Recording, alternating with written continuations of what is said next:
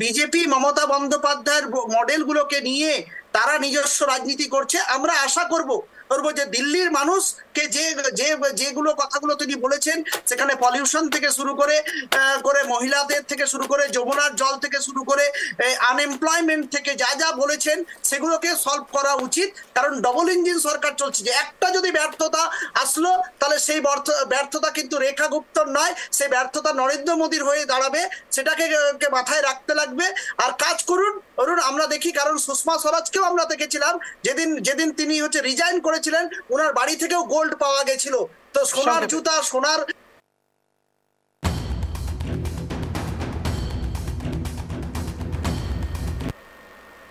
দিল্লির মুখ্যমন্ত্রী পদে বসলেন শালিমার বাগের বিধায়ক রেখা গুপ্ত। আর ঠিক সেখান থেকে অনেকগুলো রাজনৈতিক সমীকরণ শুরু হয়ে গিয়েছে ইতিমধ্যে।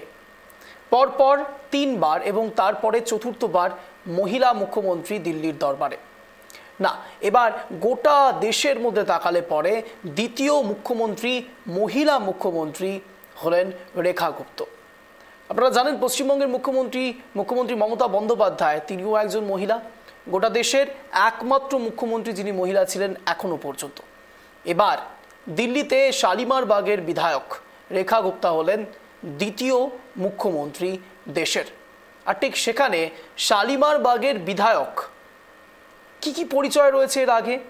তিনি বিজেপির সহ সভাপতিও ছিলেন এবং তার সঙ্গে সঙ্গে এই মতো অবস্থায় যখন তিনি মুখ্যমন্ত্রী পদে বিবেচিত হয়েছেন, তখনও তিনি পুরসভার কাউন্সিলর। দীর্ঘ লড়াই, অনেকগুলো লড়াইয়ের পর অবশেষে তিনি এখন মুখ্যমন্ত্রী পদে। এর আগে আপনারা দেখেছেন রাজস্থানের ক্ষেত্রে বিজেপি অলওয়েজ আনপ্রেডিক্টেবল। এই শব্দটা হয়তো বিজেপির জন্য একেবারে কাটায় কাটায় রাইট হবে, সঠিক হবে। তার কারণ রাজস্থানের ক্ষেত্রেও যখন বসুন্ধরা এবং আরও অনেক নাম সামনে আসছে, তখন হঠাৎ করেই কে হলেন মুখ্যমন্ত্রী, এক অজানা হঠাৎ করে নাম চলে এলো। দিল্লির ক্ষেত্রেও তাই, যখন অনেকগুলো নাম সামনে আসছে তখন হঠাৎ করেই রেখা গুপ্তা, শালিমার বাগের বিধায়ক, প্রথমবার বিধায়ক, প্রথমবার মুখ্যমন্ত্রী। অর্থাৎ এর আগে রাজস্থানের ক্ষেত্রেও মুখ্যমন্ত্রীর পদে যাকে বিবেচনা করা হয়েছে, তিনিও প্রথম জিতলেন, প্রথম মুখ্যমন্ত্রী পদে বসে গেলেন। অর্থাৎ বিজেপির এই বিষয়গুলোর দিকে যথেষ্ট আলোকপাত থাকে। এর আগে যেমন আপনারা জানেন, এই রেখা গুপ্ত তিনি কিন্তু শুধুমাত্র বিধায়ক এমনটা নয়, আরএসএসের সঙ্গেও অনেকদিন ধরে, দীর্ঘদিন ধরে জড়িত। 1996-এর আগে থেকে তিনি রাজনীতির সঙ্গে একেবারে অঙ্গাঙ্গিভাবে যুক্ত। এর আগে পুরসভা ভোটে তিনি হেরেও ছিলেন এবং 2010, 15, এরপরে 2025 প্রত্যেকটি জায়গাতে তার হারের পরে আপাতত তিনি জিতছেন। রেখা গুপ্ত কে? ব্যক্তিগত জীবন: জন্ম 19 জুলাই 1974, জন্মস্থান জুলানা, হরিয়ানা। স্বামী মনীশ গুপ্ত, শিক্ষা বিকম, LLB। রেখা গুপ্ত সম্বন্ধে জানাটা খুব দরকারি, তার কারণ দিল্লির এই মুহূর্তে গোটা দেশের দ্বিতীয় মহিলা মুখ্যমন্ত্রী রেখা গুপ্তা। আজ এই বিষয় নিয়ে আলোচনা হবে আগামী 1 ঘন্টায়। নমস্কার, আমি অঞ্জন, আপনারা দেখছেন ট্রাইব টিভি বাংলা। এখন ঠিক ঘড়ি কাটায় সন্ধ্যে 7টা। আজ মূল আলোচনার বিষয় দিল্লিতে রেখা গুপ্তর ওপরেই ভরসা। আমার প্রথম প্রতিবেদন আপনাদের সামনে রাখছি, তারপর আসছি বিশদ আলোচনায়। দেখুন,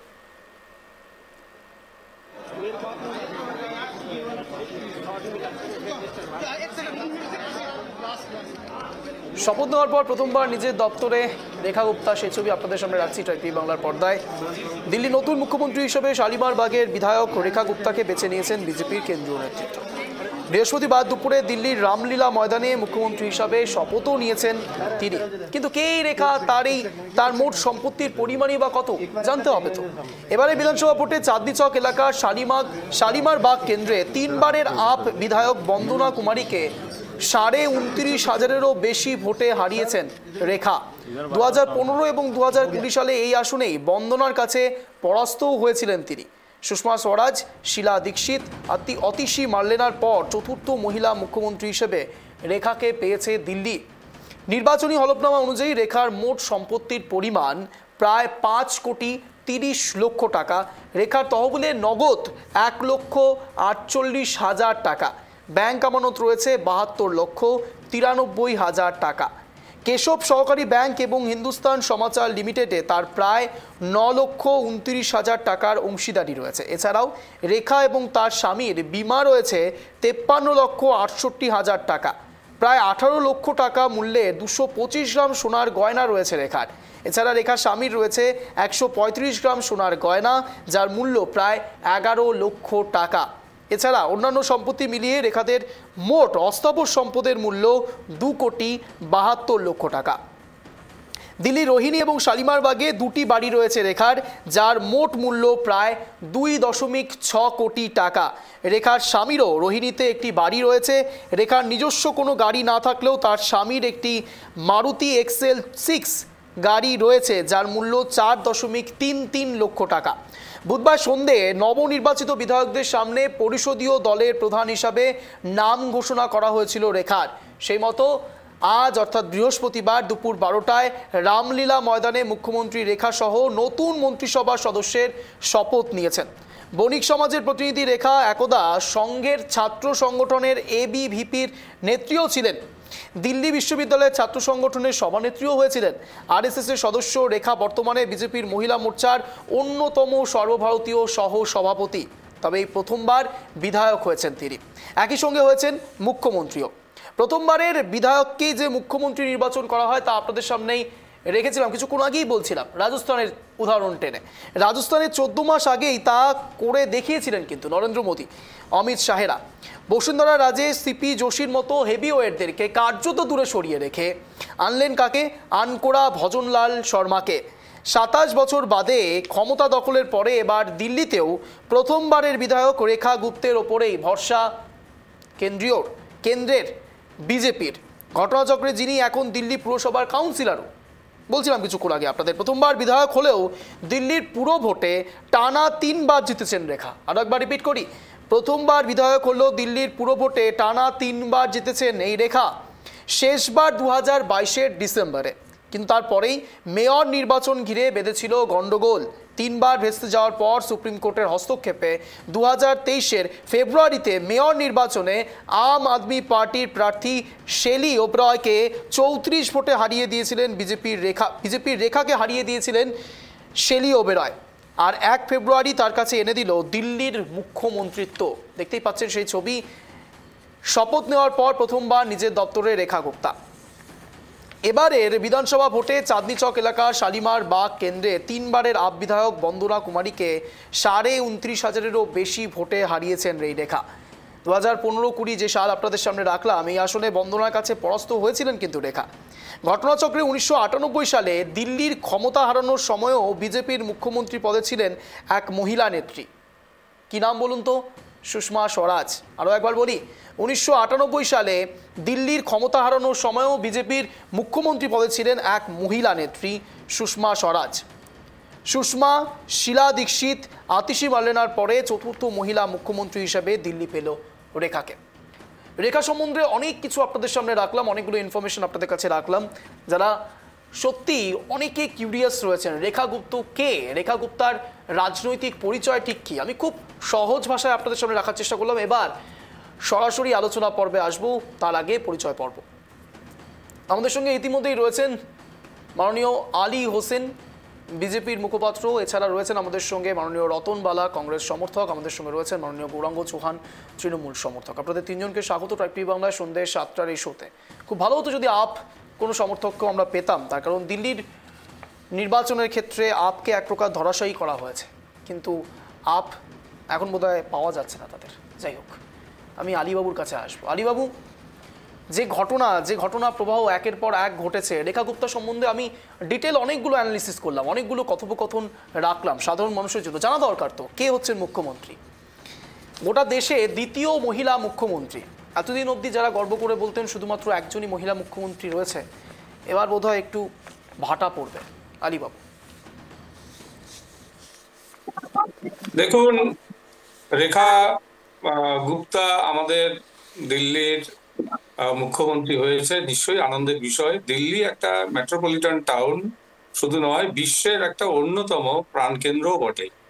এরকম একটা দিল্লি মেট্রোপলিটন টাউনে আমরা একজন মহিলা নেত্রীকে আমরা মুখ্যমন্ত্রী হিসাবে পেয়েছি, দিল্লিবাসীর জন্য ভীষণ গর্বের ব্যাপার। এবং আমরাও ভারতীয় জনতা পার্টির কর্মী, সাধারণ মানুষ হিসাবেও আমরা ওনাকে অভিনন্দন জানাচ্ছি যে ভারতীয় জনতা পার্টি এমন একটা পার্টি, যে পার্টিতে মানে কে কখন কি হবে মানে সেটা কিন্তু আজ করা যায় না। আজকে রেখা গুপ্তা, তাকে আমরা দেখলাম তিনি মুখ্যমন্ত্রী হলেন।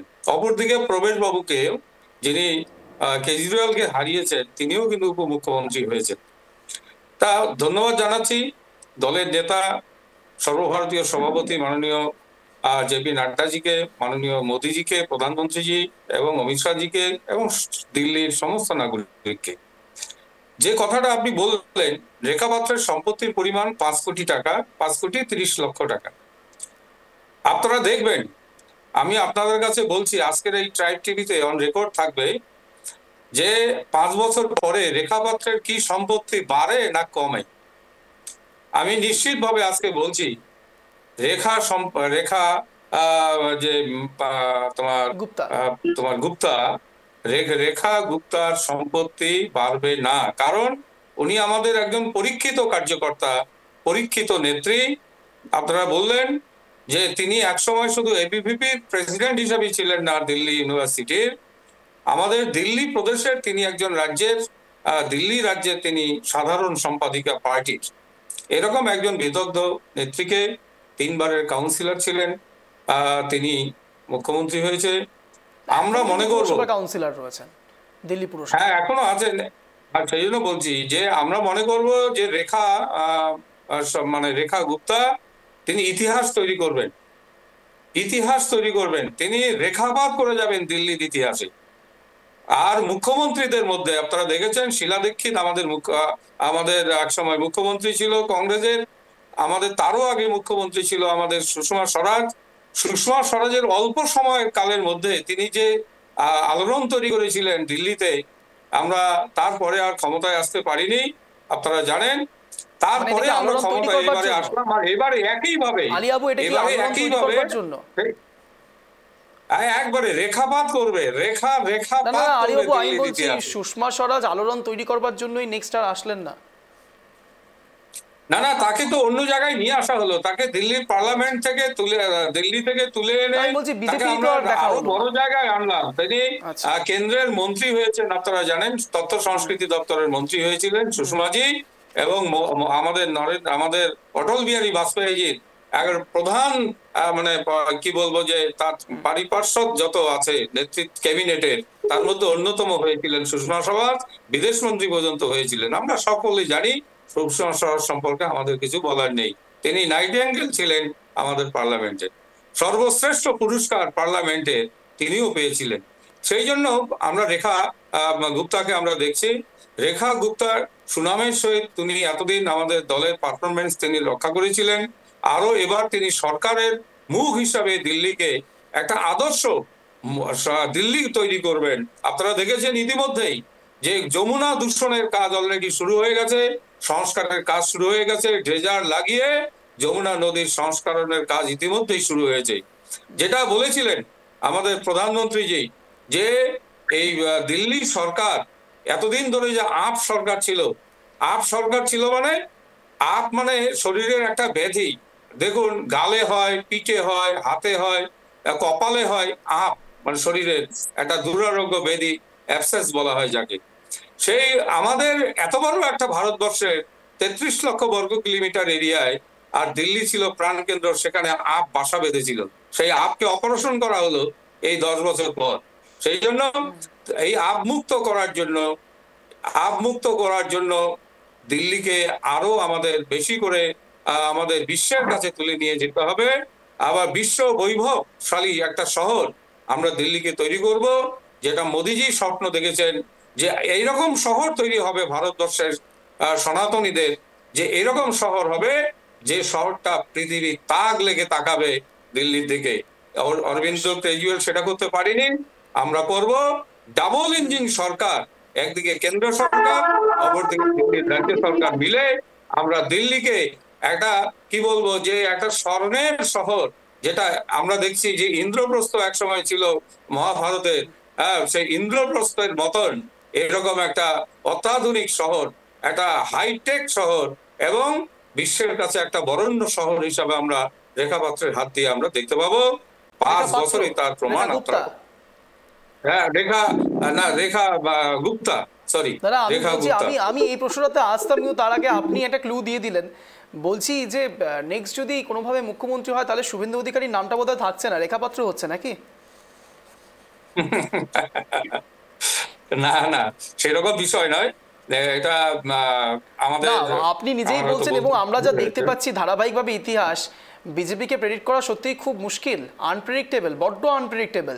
কখন কাকে কোথায় মুখ্যমন্ত্রী বসিয়ে দেবেন এটা হয়তো বিজেপি আগে থেকে নিজেরাও জানেন না, যে বিষয়গুলো দেখা যাচ্ছে সামনে। না, আমাদের কাছে দেখুন, আমাদের পরিষ্কার অঞ্জন বাবু, আমাদের কাছে পরিষ্কার একটা বক্তব্য আমাদের দল বলে দিয়েছে। আমাদের যেটা আদর্শ আমরা নিয়েছি, আমাদের কাছে হচ্ছে নেতা বড় নয় দল বড়, দল বড় নয় দেশ বড়। আমরা বলছি সেই জন্য নেশন ফার্স্ট, পার্টি সেকেন্ড, আর হলো সেলফ হলো লাস্ট। এটাই হলো আমাদের বক্তব্য। সেই জন্য আর সবকিছুর ঊর্ধ্বে একবারে না, সেলফ লাস্ট, এখানে মোদিরও বিষয় না, এখানে সেলফ হলো লাস্ট, ব্যক্তি হলো লাস্ট। আপনারা যে কোনো নির্বাচনের ক্ষেত্রে তো মোদিকেই সামনে রাখেন, মোদি কি গ্যারান্টি বলেন না তো, যে নেশনের গ্যারান্টি। একটা সফল স্টেটসম্যান অফ ইন্ডিয়া, ইন্ডিয়ার সফল একজন স্টেটসম্যান প্রাইম মিনিস্টার আমাদের, তিনি প্রমাণ করে দিয়েছেন 15 টানা 3 বার আমাদের ভারতবর্ষে জয়যুক্ত হয়ে প্রধানমন্ত্রিত্ব করছেন তিনি। এটা তো একটা ইতিহাসের রেকর্ড।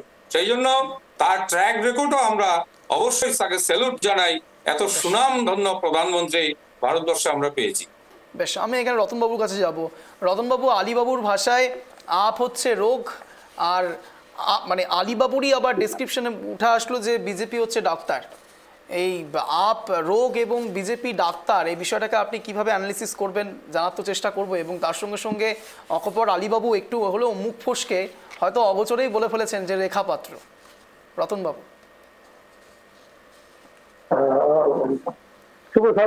শুভেন্দু অধিকারী কি হিংসে করছে নাকি? রতনবাবু, আলীবাবু মানে আলীবাবু কি শুভেন্দু অধিকারীর দলের নয়? সে কি? না না, ওনাদের দলের ব্যাপার। হ্যাঁ, সে তো দেখতেই পেলাম যে দল যেটা সিদ্ধান্ত নেয়, হয়তো কেউ আশা করতেই পারে যে আমি আগামী মুখ্যমন্ত্রী হব বা প্রধানমন্ত্রী হব। হ্যাঁ, কিন্তু নাও হতে পারে, নাও হতে পারে। রাজনীতি এখানে অনেক মারপ্যাচ থাকে। ইন্টারেস্টিং রতনবাবু, যতই বলুন। হ্যাঁ, আমরা তো আশা সবাই করি। হ্যাঁ, কিন্তু ওই রবীন্দ্রনাথ ঠাকুর একটা কথা বলেছিল যে মুকুল আছে কত, আম হয় কয়টা। ঠিক আছে, কিছু ঝরে যায়, পুড়ে যায়, নষ্ট হয়ে যায়, হ্যাঁ, লাস্টে কিছু থেকে যায়। তো আমরা মনে করি যে না হয় পুরো যাওয়ার দলেই থাকলাম, মেজরিটি দলে থাকলাম আমরা। ঠিক আছে, সবাই তো সেটা পৌঁছাতে পারে না। সেটা হয়, যেটা বলছিলেন রঞ্জনদা, যে আজকে এখন পাওয়া যাচ্ছে না বললে, ঠিক আছে, আজকে আপনি পাবেন না খুঁজে। হ্যাঁ, কিন্তু জাতীয় কংগ্রেসকে পাবেন। জাতীয় কংগ্রেস সবসময় আপনি যখনই ডাকবেন পাবেন, কারণ সময়ের সাথে সাথে যাদের উত্থান হয় দেখবেন, আবার সময়ের সাথে সাথে তাদের খুঁজে পাওয়া যায়। এরকম অনেক ছোট ছোট আঞ্চলিক দলগুলো থাকে, তাদের এগুলো থাকে। যাই হোক, তারা নাই। আপনি সম্পত্তির যে হিসেব বললেন, হ্যাঁ, আজকে সব সমালোচনা করতে চাই না। ভালো, প্রথমে আলীবাবুকে ধন্যবাদ জানাই। হ্যাঁ, আপনাদের দলের শুভেচ্ছা জানাচ্ছি। যিনি মহিলা, বিশেষ করে তাকে আরো বেশি করে ধন্যবাদ জানাবো। হ্যাঁ, উনি একজন মহিলা হয়ে দিল্লির মতো একটা রাজধানী শহরের মুখ্যমন্ত্রীর দায়িত্ব দিয়ে নিয়েছেন। আমরাও চাই যেন উনি সফল হন, কারণ স্বপ্ন তো আমরা সবাই দেখি 3 বছরে পরিষ্কার করে দেওয়া এবং দূষণ মুক্ত করে দেওয়া। হ্যাঁ, এগুলো যেগুলো ইস্যু ছিল, যেগুলো আপনারা ম্যানিফেস্টোয় দিয়েছিলেন, সেই সমস্ত কাজগুলো আমরা নজর রাখবো যেন সেগুলো আপনারা করে উঠতে পারেন, এবং আমরা আশা করবো যে আপনারা পারবেন। দেখা যাক তারপর কি হয়। যেহেতু মানুষ আপনাদের প্রতি বিশ্বাস ভরসা রেখেছে, হ্যাঁ, গণতন্ত্রে মানুষ যেখানে শেষ কথা বলে, বিশ্বাস ভরসা রেখেছে, তবুও আপনাদের যেটা দেখতে পেলাম মুখ্যমন্ত্রী হওয়ার ব্যাপারে কিছু কিছু ঘটনা, যেগুলো থেকে তো একটা মনেই হয় যে সবাইকে তো যেভাবে হোক খুশি খুশি করে রেখেছেন। একটু আগে আপনি বললেন যে দাবিদার ছিল তাকে হয়তো ডেপুটি স্পিকার হোক বা আপনার উপমুখ্যমন্ত্রী হোক দিয়ে রেখেছে, এখন কতদিন থাকে সেটা দেখার। এবার বলি অঞ্জন দা, যে সম্পত্তির কথা বললেন বলে আলীবাবু খুব ভালো বললেন যে দেখবেন যে 5 কোটি বা 10 কোটি বা গাড়ি বাড়ি সোনা গয়না গাছি তা মানুষের থাকতে পারে, তারা যে কোনো ভাবেই হোক ব্যবসা বাণিজ্য হোক বা আমি তো মনে করি যে তারা লিগেলি পথে যেহেতু এই সম্পত্তির হিসাব তারা দিয়েই নির্বাচনে অংশগ্রহণ করেছে, তাহলে নিশ্চয়ই লিগেলি সম্পত্তি এরা রেখেছে। তো আলীবাবুর কথা যেটা শুনলাম, দেখা যাক যে আলীবাবু বললেন যে দেখবেন কমবে, সম্পত্তি বাড়বে না, ঠিক আছে। পৃথিবীর ইতিহাস থেকেও স্বাধীনতা সংগ্রামে দেখেছিলাম, তারপর থেকে কমার দিকে তো দেখছি কোথায় যত নেতা মন্ত্রী মন্ত্রী যা দেখছি। আপনাকে একটা জিনিস দেখাই, আপনাকে বুঝতে পেরেছি আপনি কি বলতে চাইছেন। একটা জিনিস আপনাকে একটু দেখাবো, আমি আমার ক্যামেরা ভাইকে বলবো এই বিষয়টাকে একটু ফোকাস করে দেখানোর জন্য।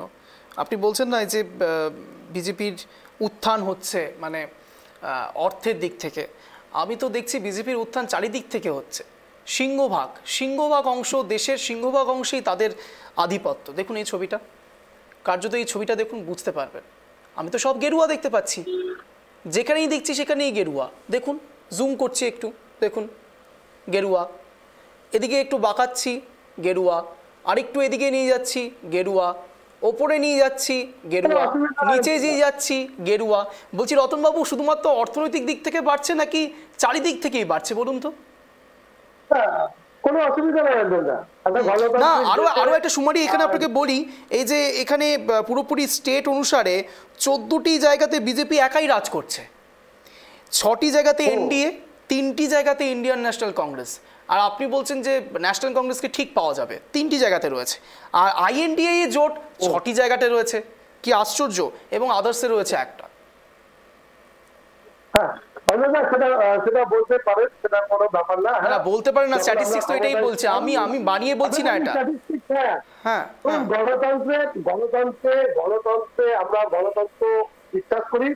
আমরা যখন দেশের স্বাধীনতার পর যখন ক্ষমতায় আসি, তো সেই ব্যাপার যদি আপনি দেখেন তাহলে ভারতবর্ষে বিজেপিকে তখন সেইভাবে খুঁজে পাওয়া যায়নি। আমরা জাতীয় কংগ্রেসে ছিল। আমি তাহলে পাল্টা এটা বলছি না যে তার মানে যে বিজেপি সারাক্ষণ থাকবে, সেটা না। 71 জন মিলে জাতীয় কংগ্রেস প্রতিষ্ঠা হয়েছিল, তখন তার সদস্য সংখ্যা ছিল 71। সবাই হাসাহাসি করেছিল যে 71 জন নিয়ে ব্রিটিশদেরকে ভারতবর্ষ থেকে তাড়াবে, এই নেতৃত্বে জাতীয় কংগ্রেস তাড়াবে। কিন্তু অঞ্জনদা হয়েছে কেন? এরা 60 বছর দীর্ঘ লড়াই করেছে। স্বাধীনতার পর থেকে যখন ভারতবর্ষে কংগ্রেস ক্ষমতায় আসে, তারপর থেকে আলীবাবুরা দীর্ঘ সময়, আজকে বলতে বিধানের অঞ্জনদা, এই যে যার কথা বললেন রেখা গুপ্তার কথা যেটা বললেন, যে তিনি 1996 সালে তিনি কিন্তু এবিভিপি নির্বাচনে কিন্তু কলেজের থেকে তিনি কিন্তু সভাপতি হয়েছিল কলেজের। তারপরে তার দীর্ঘ যে 30 বছরের লড়াই, 30 বছরের লড়াইয়ের মধ্যে দিয়ে, এবং দেখুন সবচেয়ে একটা জিনিস অঞ্জনদা যে বলবো, যে এমনি আমাদের এই মাননীয় মুখ্যমন্ত্রী দিল্লির রেখা গুপ্তা, তিনি যার কাছে 2-3বার পরাজিত হয়েছে, আপনার কাছে 2বার, 1915 সাল থেকে 20, পরাজিত হওয়ার পরেও তিনি কিন্তু সেখান থেকে নির্বাচিত হয়েছেন, এবং তিনি সেখান থেকে প্রায় 30,000 ভোটে জিতেছেন। 29,000 ভোটে জিতে আজকে কিন্তু 29,000 ভোটে জিতে কিন্তু আজকে উনি মুখ্যমন্ত্রী। আর একটা ব্যাপার, আপনি কি প্রশংসা করছেন নাকি মানে কি অ্যানালিটিক্স বোঝাচ্ছেন? আমি ঠিক বুঝতে পারলাম না বিষয়টা। আমি এটা বলছি না, আমি প্রশংসাই করবো, যেহেতু উনি লড়াই সংগ্রামের মধ্যে দিয়ে জিতে এসেছেন। আমি কিন্তু অঞ্জনদা প্রশংসাই করবো, আপনাদের চ্যানেল থেকে প্রশংসাই করবো। কিন্তু পাশাপাশি অঞ্জনদা আর একটা কথা, বেশি প্রশংসা করবেন না। তৃণমূল কংগ্রেস এখানে আছে, তখন কিন্তু বলবে যে Congress BJP got up case. Trinamool Congress বলবেন। এক মিনিট, যে প্রথমবার জিতেই তিনি মুখ্যমন্ত্রী আসনে বসেছেন, কিন্তু আমরা এরকমও দৃশ্য রাজস্থানের ক্ষেত্রে তাই দেখা গেছে। রতনবাবু, রাজস্থানের ক্ষেত্রে দেখা গিয়েছে ভজনলাল শর্মা। ঠিক আছে, কিন্তু হেরে গিয়ে মুখ্যমন্ত্রী, প্রথমবার হেরে গিয়ে মুখ্যমন্ত্রী কিন্তু আমরা পশ্চিমবাংলায় দেখেছি। তো এগুলো সব ইতিহাস হয়ে থাকেন। আমাদের মাননীয় কথা, উনি হেরে গেছিলেন, হেরে যাওয়ার পরেও কিন্তু তিনি মুখ্যমন্ত্রী আছেন। তো যাই হোক, এগুলো থাকে, এগুলো রেকর্ড থাকে। মানে আপনি স্বীকার করছেন যে শুভেন্দু অধিকারীর কাছে হেরে গেছিলেন, এটা স্বীকার করলেন? আরে না, স্বীকার করার কি আছে অঞ্জনদা? তো সবাই জানে যে তিনি হেরে গেছেন। ওখানে তিনি ওনারই মানে মন্ত্রিসভায় ছিলেন। না না, এখানে তো আমাকে ইমিডিয়েট তৃণমূল কংগ্রেসের ডিরেকশন নিতে হবে। সাংঘাতিক বিষয়, বিস্ফোরক বয়ান দিচ্ছেন। রতনবাবু বলছেন অনেয়ারে যে মমতা বন্দ্যোপাধ্যায় শুভেন্দু অধিকারীর কাছে হেরেছেন এবং সেটা তিনি স্বীকার করছেন। গৌরাঙ্গবাবু, সেদিন তাহলে লোডশেডিং হয়নি বলছেন? সে কি হাসছেন কেন আপনি? হ্যাঁ, আপনার সব কথাই অস্পষ্ট আসছে, আপনি হাসছেন শুধু, সেটা বোঝা যাচ্ছে। গৌরাঙ্গবাবু, আপনার কথা কিচ্ছু বোঝা যাচ্ছে না, অত্যন্ত নেটওয়ার্ক ইস্যু আছে। আপনি বুঝতে পারছি যে আপনি হাসছেন। হ্যাঁ, হেসে নিন, হেসে নিন। হ্যাঁ,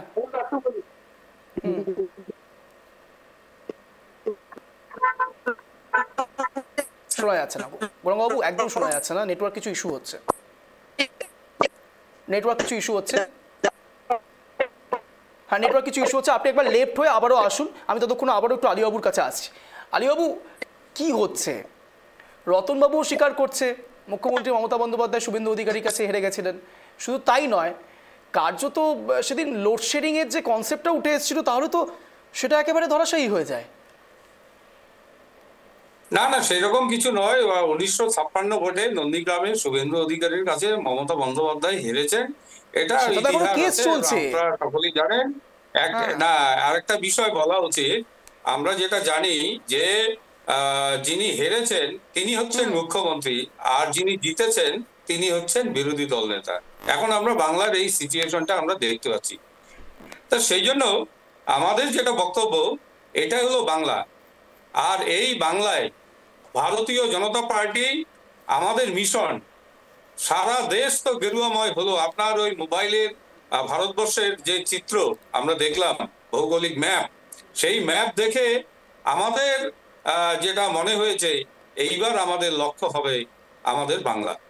কারণ আমরা ইতিমধ্যে একটা স্লোগান দিয়েছি, আপনারা নিশ্চয়ই জানেন, যে 25-এ হয়েছে আপ, এবার 26-এ হবে তৃণমূল বাংলায় সাপ। এই যে স্লোগানটা আমরা যে দিয়েছি, এই স্লোগান 1 বছর ধরে চলবে। বাংলায় তৃণমূলকে নির্মূল করবার জন্য। যদি এবার পাল্টা তৃণমূল কংগ্রেস বলতে শুরু করে যে 100 দিনের টাকা দিচ্ছেন না আপনারা, এই যে বারবার বলছেন সাফ সাফ সাফ, বাংলার মানুষ করবে না আপনাদের মাফ। না, এটা তৃণমূলের বিষয় না, এটা সরকারের ম্যাটার আছে। পশ্চিমবঙ্গ সরকারকে তাদের যে প্রয়োজনীয় যে টাকা, সেই টাকা কিন্তু দেয়া হয়েছে। আপনি এটা লক্ষ্য করুন, সাধারণ মানুষকে কিন্তু কেন্দ্রের কাছে বাকি নেই। না না, অঞ্জনবাবু, এটা ভালো করে শুনুন, এটা ভুল বোঝানো হচ্ছে মানুষকে। 100 দিনের টাকা কিন্তু কেন্দ্রের কাছ থেকে রাজ্য সরকার পায় না।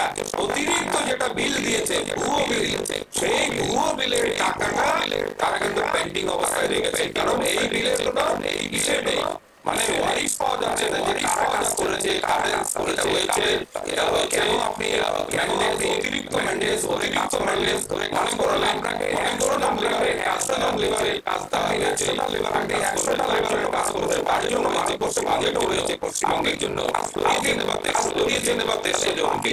তাহলে বাকি 50 জনের টাকাটা কোথা থেকে পাবে কেন্দ্র?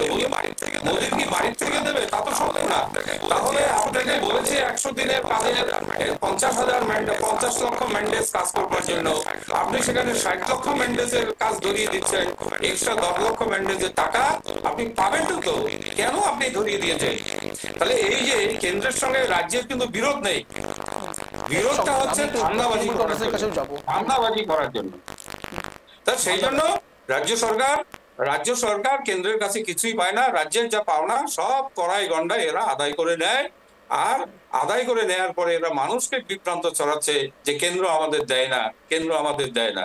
এটা হলো এক ধরনের বায়না।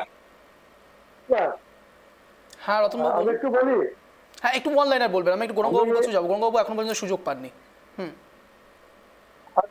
আচ্ছা বলি যে আলী সাহেব যেটা বললেন যে হাপ আর সাপ বা যে কথা বললেন, আমরা পশ্চিম বাংলা আছে আজকে যে বিজেপি পার্টি তারা কিন্তু একটা জেহাদি কথা বলে কিন্তু মুসলিম সমাজের মানুষকে তৃণমূলের দিকে ফেলে দেওয়ার চেষ্টা করছে।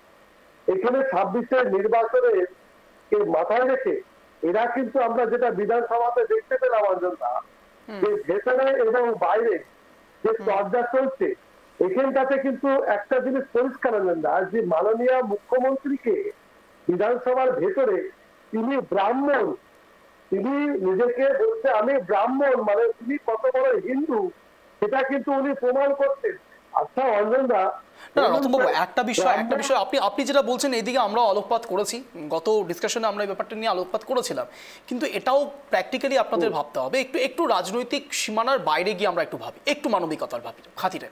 ধরুন আপনার বিরুদ্ধে কেউ টানা বলছেন, বারবার করে বলার চেষ্টা করা হচ্ছে যে আপনি হিন্দু বিদ্বেষী মনোভাব রাখেন কিংবা কোনো সম্প্রদায় বিদ্বেষী মনোভাব রাখেন, তাহলে আপনি নিজেকে ডিফেন্ড করবেন কি করে? সবশেষে মুখ্যমন্ত্রীও তো একজন মানুষ, মমতা বন্দ্যোপাধ্যায় একজন রক্তে মাংসের মানুষ, তিনি তাকে ডিফেন্ড করেছেন, ব্রাহ্মণ বলছেন, তার মানে কিন্তু এটা শুধুমাত্র নয় যে তাকে সে ডেসক্রাইব করছে, বরং এটাও প্যারালালি প্রমাণিত হয় যে যা অ্যালিগেশন আসছে সেই অ্যালিগেশনকে সাপোর্ট করার জন্য তার কাছেও কিছু যুক্তি থাকা দরকার। যদি এটা না থাকে তাহলে ক্রমাগত তো একটি পার্টি বলতেই থাকবে, এটাও তো আপনাকে মানতে হবে। আপনি যেভাবে ব্যাখ্যাটা করলেন কিন্তু এখানে কিন্তু মাননীয়া কিন্তু সেভাবে ব্যাখ্যা করেননি। আপনি আপনার মতো করে ব্যাখ্যা করে মানে বুঝানোর চেষ্টা করলেন যে উনি, আমি ঘোরানোর চেষ্টা করছি না, আমি বলছি মানবিকতার পক্ষে।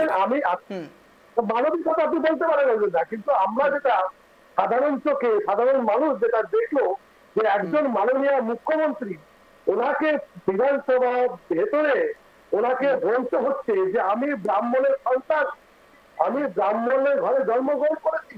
এই কথা আজকে একটা যেখানে সংবিধানের মূল একটা জায়গা, সেইখানটাতে আমরা শুনছি যে মাননীয় মুখ্যমন্ত্রী আমাদের তাকে ওখানে জাতের কথা বলতে হচ্ছে আমি ব্রাহ্মণ। তাহলে অন্যটা বলুন তো, আমরা যারা দলিত শ্রেণীর মানুষ, যারা ধরুন শিডিউল কাস্ট, যারা শিডিউল টাইপ, তারা কোথায় যাবে?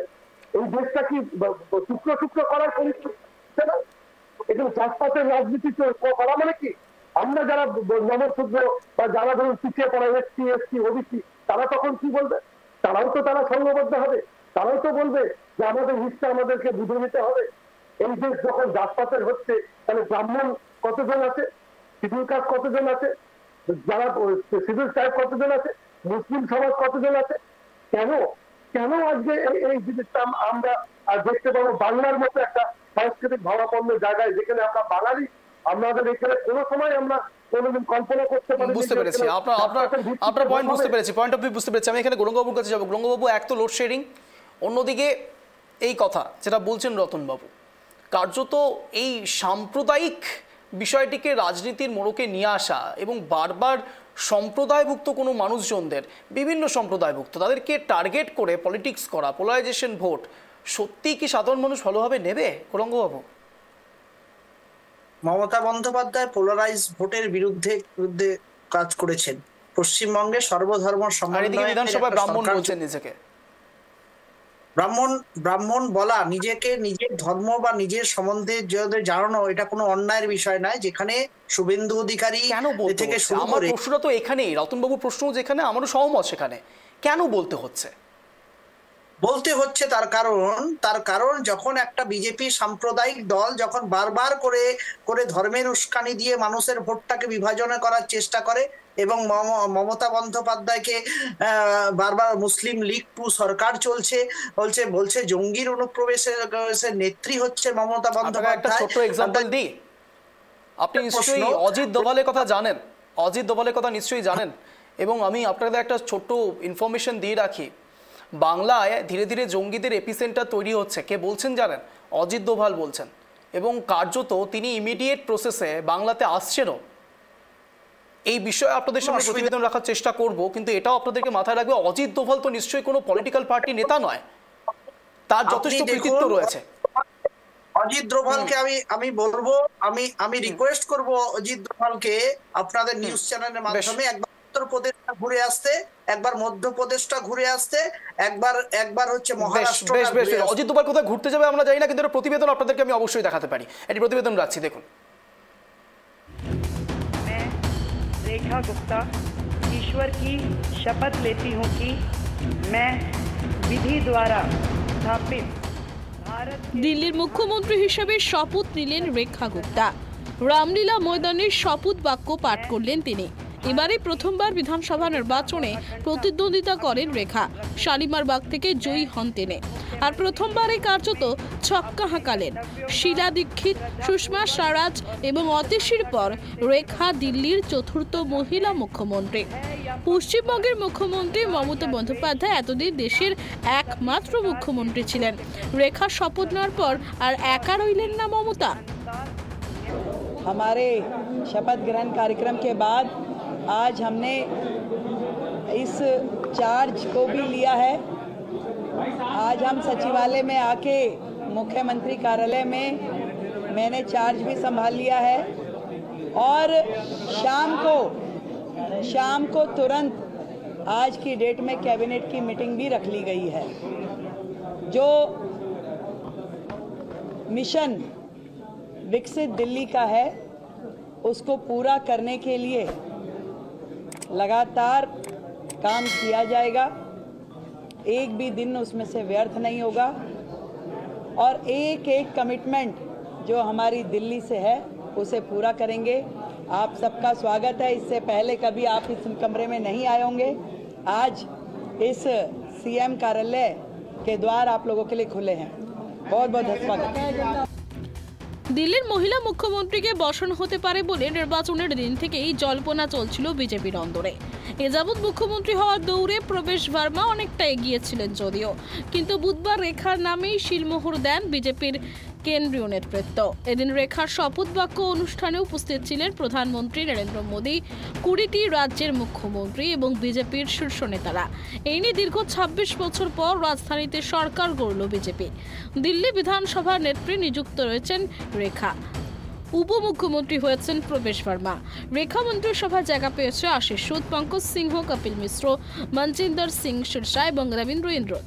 10 বছর আগে দিল্লি বিধানসভা থেকে বিজেপির বিজেন্দ্র গুপ্তকে বের করে নিয়ে যেতে দেখা গিয়েছিল। সেই বিজেন্দ্র এবার দিল্লির বিধানসভার স্পিকার হচ্ছেন। নির্বাচনী হলফনামায় রেখা জানিয়েছিলেন তার মোট অস্থাবর সম্পত্তির পরিমাণ 1.25 কোটি টাকা। স্থাবর 2.3 কোটি টাকার সম্পত্তি রয়েছে। মাথার উপর ঋণ রয়েছে 48.44 লক্ষ টাকার। স্বামী মনীশ গুপ্তর সঙ্গে যৌথ মালিকানায় 2টি বাড়ি রয়েছে রেখার। গাড়ি নেই তার। গয়না রয়েছে 18 লক্ষ টাকার। 2023 থেকে 24 সালে রেখার স্বামীর আয় ছিল 97,33,570 টাকা। তার অস্থাবর সম্পত্তির পরিমাণ 1.14 কোটি। 30 লক্ষ টাকার স্থাবর সম্পত্তি রয়েছে। মহিলা নেত্রীকে মুখ্যমন্ত্রী করে বিজেপি চমক দিতে পারে বলে বিধানসভা নির্বাচনের ফলাফল ঘোষণা হওয়ার পর থেকেই জল্পনা চলছিল। সেই জল্পনাকেই সত্য প্রমাণিত করে বুধবার রেখার নামে শিলমোহর দেওয়া হয়। কিন্তু হঠাৎ রেখাকেই কেন বাঁচল বিজেপি? রাজনৈতিক বিশেষজ্ঞদের মতে মহিলা নেতৃত্বের গুরুত্বপূর্ণ দায়িত্ব না দেওয়া নিয়ে বিরোধীদের কাছে কটাক্ষ শুনতে হয় বিজেপিকে। আর সেই সমালোচনার জবাব দিতেই রেখাকে বাঁচা হয়েছে।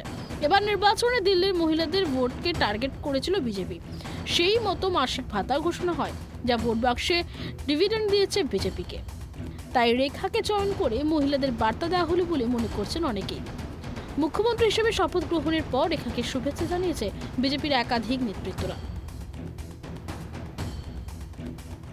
बहुत बड़ा संदेशा गया है उस सारे समाज के लिए जिनको लगता है हमारी घर में बेटियां पैदा हो गई, बाप का हुई। अब बेटी पैदा हो रही है, बेटी भाजपा में है या बेटी कहीं पर भी जीवन में है, उसके लिए भारतीय जनता पार्टी की सरकार खड़ी है। और ये बहुत बड़ा संदेशा, आज सेलिब्रेशन का दिन है। हम सभी लोग एक कार्यकर्ता के रूप में बहुत ज्यादा प्रसन्न है। It's not just about NDA strengthening, it is about strengthening the nation through NDA under the leadership of Honorable Prime Minister Modi ji, and it is Delhi's success is a very historical success, historical achievement after 27 years.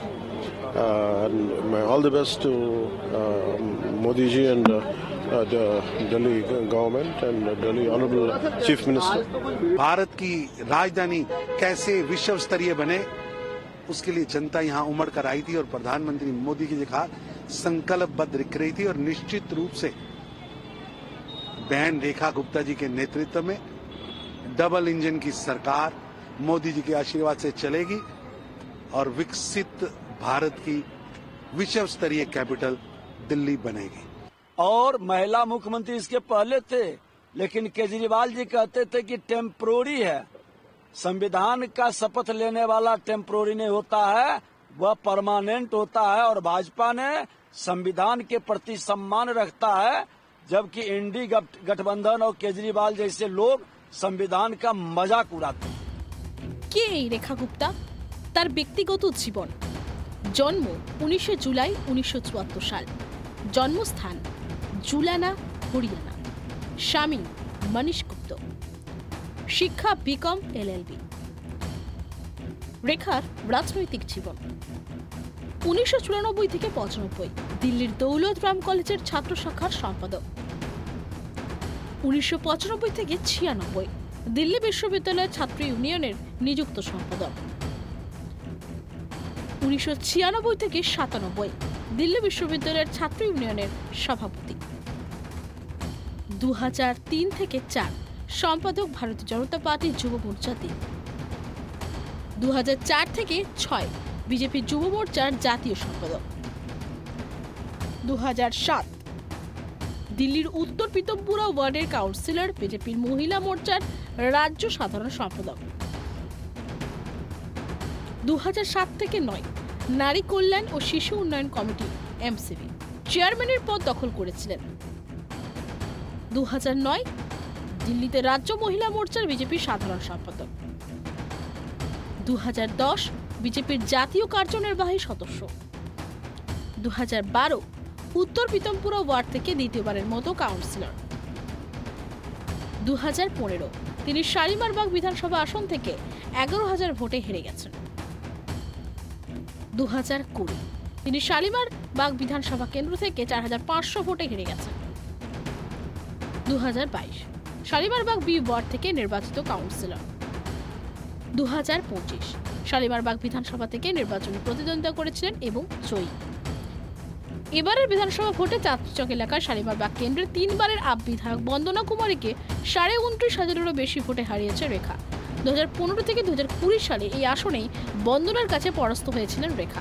ঘটনাচক্রে 1998 সালে দিল্লির ক্ষমতা হারানোর সময়ও বিজেপির মুখ্যমন্ত্রী পদে ছিলেন এক মহিলা নেত্রী সুষমা স্বরাজ। সুষমা শীলা দীক্ষিত, অতসী মার্লেনার পর চতুর্থ মহিলা মুখ্যমন্ত্রী হিসেবে দিল্লি পেল রেখাকে। Bureau report, prime TV Bangla. রাজনীতির গোলকধাঁধাটা একবার ভেবে দেখুন। আমার যদি খুব বিভ্রান্ত না হয়, খুব যদি স্মৃতি বিভ্রাট না হয়, 1998 সাল গোল মার্কেট আসন, এবং ঠিক সেখানে শীলা দীক্ষিতের অপোজিটে ছিলেন কীর্তি আজাদ। সেই কীর্তি আজাদের এখন রাজনৈতিক পরিচয়টা ঠিক কি? বর্ধমান দুর্গাপুরে তিনি সাংসদ, কিন্তু তখন লড়াইটা করেছিলেন বিজেপির হয়ে, এখন লড়াইটা করছেন তৃণমূল কংগ্রেসের হয়ে এবং জিতেওছে। এটাই হচ্ছে রাজনৈতিক গ্যাড়াকল। এবং ঠিক এই জায়গায় আমি একটু গৌরাঙ্গবাবুর কাছে আসতে চাইবো। গৌরাঙ্গবাবু, মজা লাগে নাকি আনন্দ লাগে নাকি দুঃখ হয়, কি হয় বলুন তো? এই যে ধরুন কীর্তি আজাদ দিল্লিতে হেরে গেলেন বিজেপির হয়ে, আপনাদের দলে এলেন, তাও আবার হেভি ওয়েট দিলীপ ঘোষকে হারিয়ে দিলেন, কি বলবেন?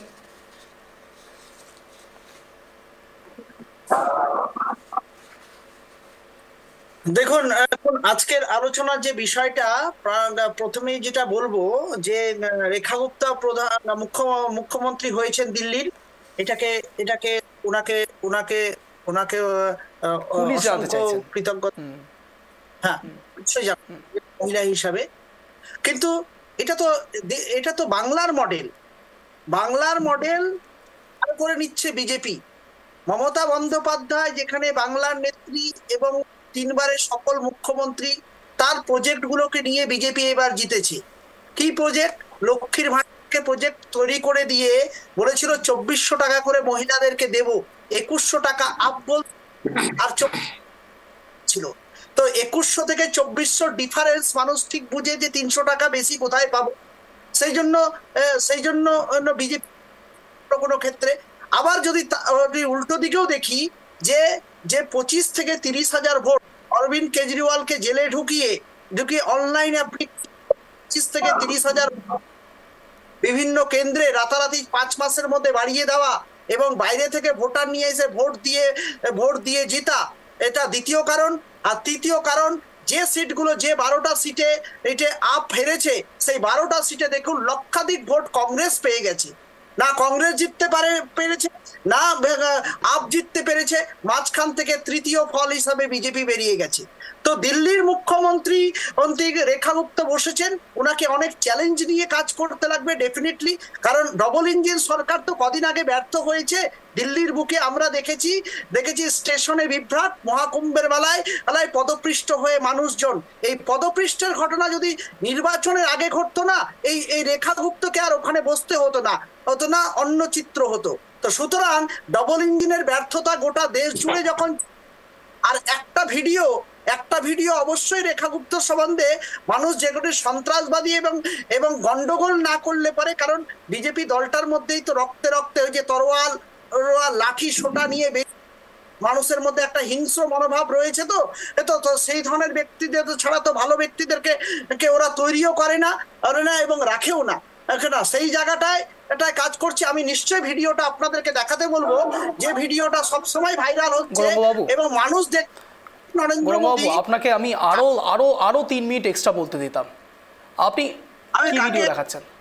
কি সেই রেখা গুপ্ত যিনি কিন্তু ভাঙচুরের ঘটনায় কিন্তু তিনি full video, PCR please full video. বলবো যে ভিডিওটা যেটা আমি অন করেছি সেটা দেখুন। আমি খালি অল্প সময়ের জন্য এই যে দেখছেন ভাঙচুর করছে, তো এরকম ভাঙচুরের ঘটনা আর দেখাবো না ভিডিওটা, এটা গোটা দেশ জুড়ে ভাইরাল হয়ে গেছে। আপনি এটা কি বলছেন? আমি আসছি আলিবাবু আসছি, সময় দেবো। গৌরাঙ্গবাবু এবার আপনি আপনার দিকে একটু মুভ করুন, কিছু ইনফরমেশন আপনাকে দিই। 3টে পয়েন্ট আপনাকে হাইলাইট করব। প্রথম হচ্ছে টাকা, যেটা আপনি বললেন 2100 থেকে 2300 বা সামথিং কিছু একটা হিসেব আপনি বললেন, এবং আপনি দ্বিতীয় বললেন পদপিষ্ট, এবং তৃতীয় আপনি বললেন হই হট্টগোল। আমি 3টে বিষয় একটু অ্যানালিসিস করবো এবং তারপরে 3জনকে স্ট্যান্ড পয়েন্ট রাখার সুযোগ দেব। আপনি সাধারণ মানুষকে টাকার অঙ্কে মাপেন? সাধারণ মানুষ টাকা দিয়ে ভোট দেয়? আপনি না প্লিজ গৌরাঙ্গবাবু প্লিজ, আপনার মাঝে আমি বলিনি। মোট কথা হচ্ছে আপনি বললেন যে 2100 থেকে ওই 300-র গ্যাপটা সাধারণ মানুষ খুব ভালো বুঝতে পারে।